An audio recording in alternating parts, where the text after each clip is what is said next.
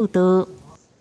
所谓平台甲新闻媒体到底是安怎会当有合理的议价机制？早起立法院嘛邀请文化部、NCC 佮数位部来进行专案报告。数位部是指出讲，因当个评估世界各国的做法，要提供台湾参考哦。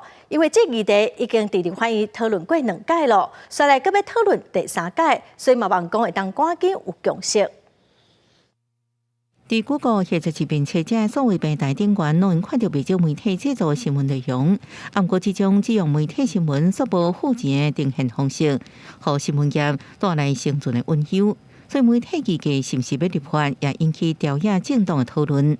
是不是支持媒体议价法的推动？这个行政院跨部会共识已经有，就是立法一直都是跨部会小组的选项。澳洲模式对大多数的中小型媒体是不利的。那欧盟模式跟我国著作权现在的法治概念不太一样。那我们可不可能有台湾模式啊？我们完全不排除这样子的方式。目前世界各国对媒体议价处理包含平台甲媒体自行协商混乱的澳洲模式，平台使用新闻按有偿给付的欧盟模式，也有扣税甲基金模式。不过，这做法台湾是不是适合，拢也有评估的空间。不管是基金，或者是数位税，或者是所谓的强制议价，我想这没有任何一个单独的版本会完全套用在台湾的身上，所以这也是为什么我要研究各国法律来作为好的标准。其实政府主导2次对话，根本没有触及到这个最核心的议题，就是法治的问题。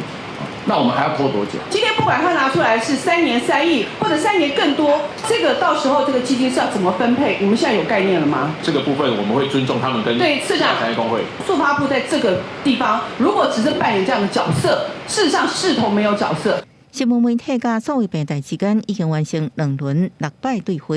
目前进度伫谷歌决定提供3亿的新闻共用基金使用。